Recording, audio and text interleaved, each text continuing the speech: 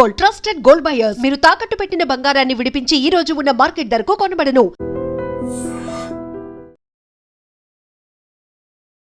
Hello views, welcome to iDream media. కేంద్ర ప్రభుత్వం తీసుకున్న నిర్ణయం కారణంగా హోటల్ నిర్వహించే యాజమాన్యం రోడ్డును పడే అవకాశాలు ఉన్నాయంటూ, అదే విధంగా హోటల్ నిర్వహించే యాజమాన్యులందరూ కూడా సిలిండర్ ధరని అమాంతంగా పెంచడం వల్ల తమపై పెనుభారం మోపుతుందని అయితే మాత్రం ఆవేదన వ్యక్తం చేస్తున్న పరిస్థితి. సో ఇదే అంశానికి సంబంధించి విజయనగరం జిల్లాలో నిర్వహించిన మీడియా సమావేశంలో అయితే మాత్రం రాష్ట్ర హోటల్స్ అసోసియేషన్ అధ్యక్షులైనటువంటి శ్రీనివాసరావు గారు మాట్లాడుతున్నారు. దీనికి సంబంధించి మాట్లాడదాం. సార్ నమస్తే అండి. ఒకేసారి అమాంతంగా సిలిండర్ ధర పెరుగుతుందనేసరి కేంద్ర ప్రభుత్వం విడుదల చేసింది. సో దీనివల్ల మీపై ఎటువంటి పెనుభారం? ఇప్పటికే చాలా పెనుభారం ఉందమ్మా. యాక్చువల్గా మాకు ఇప్పుడు వాణిజ్య సిలిండర్లు 1400, 1500 వరకు ఉండేవి. ఈ గ్యాస్ ఎప్పుడైతే ఈ యుద్ధ వాతావరణ పరిస్థితులు అయిన తర్వాత 160, ఒకసారి 200 అట్లా పెంచుతున్నారు. అయితే ఈసారి కూడా పెరుగుద్దని మేము ఎక్స్పెక్ట్ చేసాము. ఇది ఒక 100, 150 వరకు పెరగచ్చు అనుకున్నాం. కానీ మరి ₹993 పెంచుద్దని అయితే కేంద్ర ప్రభుత్వం ఇది అసలు ఊహించలేదు. ఇది ఊహించిన పరిణామం. నిన్న మేమైతే చాలా షాక్కు గురయ్యాం, అన్ని హోటల్స్ ఓనర్స్ కూడా. చాలా దారుణంగా, ఎప్పుడు చరిత్రలో లేని విధంగా ఎన్ని యుద్ధాలు అయినప్పుడు, గల్ఫ్ యుద్ధం అయినప్పుడు కూడా దారుణంగా ఎప్పుడు పెంచలేదు. చాలా ఎక్కువగా కేంద్ర ప్రభుత్వం పెంచింది.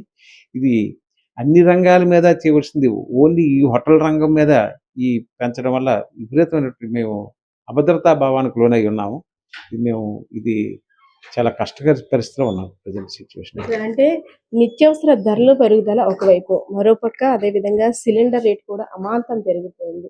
సో దీనివల్ల హోటల్కి రావాల్సినటువంటి ఎవరైతే కస్టమర్స్ ఉంటారో మీరు కూడా రేట్లు పెంచే అవకాశాలు ఉంటాయి కాబట్టి వచ్చే అవకాశాలు ఇంకొంటాయి. తగ్గుతుందంటారా లేదంటే పెరుగుతుందా? మీరు చెప్పింది అయితే నిజమంటే, రేట్లు యాక్చువల్గా పెంచాలి. పెంచకపోతే మేము ఆర్థికంగా ఇబ్బంది పడతా ఉంటాము. అలాగని పెంచితే కస్టమర్స్ అయితే తగ్గిపోతారు, రారు. మేము ఇప్పుడు సపోజు మేము రోజుకి ఒక ₹1,00,000 అమ్మాము అనుకోండి, 10% పెంచితే 1,10,000 రావాలి సేల్స్. కానీ మేము 10% పెంచడం వల్ల 80,000కి వెళ్ళిపోతుంది సేల్స్, 1,00,000 ఉన్న సేల్స్. అంటే ప్రజెంట్ సిచ్యువేషన్ కాంపిటీషన్ కూడా అట్లాగే ఉన్నది కనుక మేము పెంచకపోతే ఒక ఇబ్బంది, పెంచితే ఒక ఇబ్బంది. పెంచితే రేట్ బిజినెస్ అవ్వదు, పెంచకపోతే మేము ఆర్థికంగా నష్టపోతాం. ఆ పరిస్థితిలో అసలు ఏం చేయాలో కూడా తెలియని పరిస్థితి అయిపోయింది. మేము ప్రజెంట్ సిచ్యువేషన్ అయితే చాలా యాక్చువల్గా 2 నెలల నుంచి చాలా ఇబ్బంది పడతా ఉన్నాం. గ్యాస్ సప్లై లేక ఇబ్బంది పడ్డాము. ఇప్పుడు గ్యాస్ సప్లై ఏదో వస్తుంది, బాగానే ఉన్నది అనుకుంటే అమాంతం పెంచడం వల్ల అయితే మాత్రం ఆర్థికంగా చాలా ఇబ్బంది పడి ఉన్నామండి. ఇంతమంది, కొన్ని లక్షల మంది కార్మికులు దీని మీద డిపెండ్ అయి ఉన్నారు. వాళ్ళందరూ కూడా ఇన్ని కుటుంబాలు రోడ్డున పడే పరిస్థితి ఉంది. అంచేత ప్రభుత్వం దీని మీద ఒక మంచి నిర్ణయం తీసుకొని ఈ రేట్ యథాతథంగా మళ్ళీ పెంచి రేటు తగ్గిస్తే ఈ రంగం కొంతవరకైనా సక్సెస్ అవడానికి బాగుంటుంది అనేసి మా ఆలోచన. గతంలో అంటే ఇంతలా ఒకేసారి రేట్ పెరగడం కూడా ఇదే మొదటిసారి అనుకోవచ్చు. గతంలో కూడా చాలా సార్లు పెరిగాయి. అయితే ఏ స్థాయిలో పెరిగాయి? అప్పటికి ఇప్పటికి ఏంటి వ్యత్యాసం? ఇప్పుడు అంటే ఈ కమర్షియల్ గ్యాస్ అనేది ఫస్ట్‌కి కూడా పెంచుతుంటారమ్మా. ప్రతి మంత్ కూడా పెంచుతుంటారు. పెంచినప్పుడు ఒక్కోసారి ₹30, ₹50, మాక్సిమం ₹100 అంతమించి పెంచరు. అయితే ఈ 2 మంత్స్‌లో మాత్రం టోటల్‌గా ఈ 2 నెలల్లో కలిపి ₹1,380 పెరిగిందండి ఒక గ్యాస్ సిలిండర్ మీద. 81% పెరిగింది మొత్తం. ఈ 2 మంత్స్‌లోనే, మార్చి 1 నుంచి మే 1 వరకు జరిగినటువంటి పరిణామాలు. ఇంతవరకు ఎప్పుడు అట్లా పెరగల. ఇదే ఫస్ట్ టైం. మన యుద్ధ వాతావరణం సమయంలో కూడా అమాంతంగా ఈ కమర్షియల్‌కి సంబంధించి, అదేవిధంగా ఇంటి డొమెస్టిక్ సిలిండర్ మీద కాస్త ఇబ్బంది పడ్డారు. సో ఎవరైతే హోటల్స్ నిర్వహిస్తున్నారో వారు బ్లాక్‌లో సిలిండర్ కొనుక్కోవడానికి గాని, లేదంటే సిలిండర్ రేట్ కూడా బాగా, అప్పుడు ఒక నష్టం, ఇంకా రేట్ పెరిగిన తర్వాత ఒక నష్టం. ఈ 2 నెలల్లో అసలు మీ పరిస్థితి ఎలా ఉంది? ఈ 2 నెలలు యాక్చువల్‌గా ఇప్పుడే సీజన్ అండి. హోటల్స్‌కి ఎప్పుడు కూడా జనవరి నుంచి జూన్ వరకు సీజన్ అండి. ఈ 6 మంత్స్‌లోనే మేము ఏమైనా ₹10 సంపాదించుకుంటే ఉన్న 6 మంత్స్ ఆ అమౌంట్, ఆ డబ్బులతోనే, మళ్ళీ ఆ లాభాలతోనే మేము దాన్ని గెటన్ చేయవలసి ఉంటది. ఈ 6 మంత్స్ సీజన్ అయితే బాగా పోయిందండి అసలు. ఎందుకంటే ఈ గ్యాస్ సప్లై లేక కొంతవరకు పోయింది. పోనీ మేమేమైనా ప్రత్యామ్నాయంగా పెడదామంటే హోటల్స్ కూడా మాక్సిమం అన్ని లేటెస్ట్ ఎక్విప్‌మెంట్‌తో వచ్చాయి అన్నీ గూడా. లేటెస్ట్ ఎక్విప్‌మెంట్ వల్ల మనం కట్టెల పొయ్యిలు పెట్టడం గానీ, ఇంకోటి కూడా చేయలేము. పోనీ ఎట్లాగో ఎలక్ట్రికల్‌కి వెళ్దామన్నా కూడా ఫైనాన్షియల్‌గా చాలా అది క్యాపిటల్ ఎక్కువ పెట్టవలసి ఉంటది. ఒక్కొక్క హోటల్‌కి సుమారు ₹5-10 లక్షల పెడితే గానీ ఎలక్ట్రికల్ దీనిలోకి మేము చేంజ్ అవ్వడానికి కష్టం. మరి ఇప్పుడున్నటువంటి ఈ లాభాలు లేని పరిస్థితి, వ్యాపారం లేని పరిస్థితిలో మేము అంత పెట్టుబడులు పెట్టి చేసే పరిస్థితి లేదు.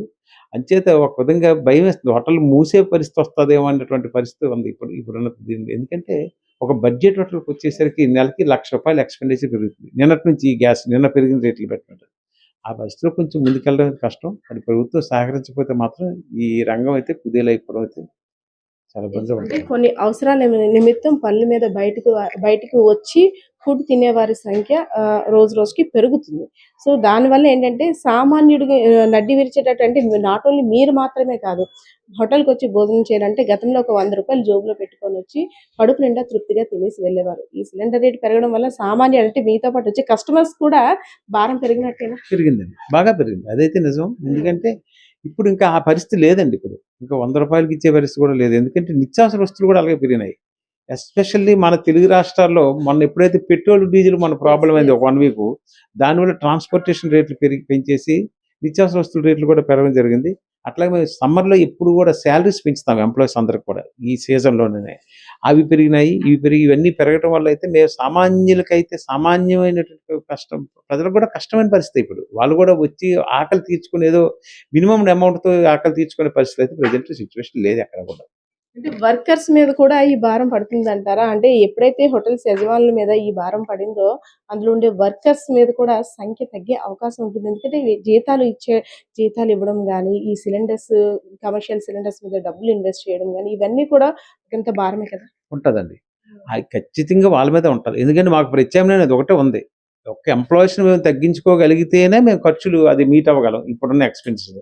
అది ఏం చేయాలంటే ఇప్పుడు ఇద్దరు చేసిన పని ఒకళ్ళు చేసి వాళ్ళకేదో ఆ ఉన్న ఒకడికి కొంచెం సాలరీ పెంచి ఇంకొక వ్యక్తిని తీసుకోవాల్సిన పరిస్థితి ఉంది. ప్రెజెంట్ అయితే దీనివల్ల అండి ఒక 25-30% మేము ఎంప్లాయీస్‌ని తగ్గించుకోవాలి. అదొక్కటే ఎందుకంటే మినిమమ్ అలాగని ఈ నిత్యావసర సరుకులు ఏమొచ్చి తగ్గేవు అవి కొనడం మానేయలేము. గ్యాస్ కొనడం మానేయలేము. అంచేత ఎంప్లాయీస్ మీదే పడుద్ది మీరు చెప్పినట్టు. ఇంకెవరి మీద పడదు.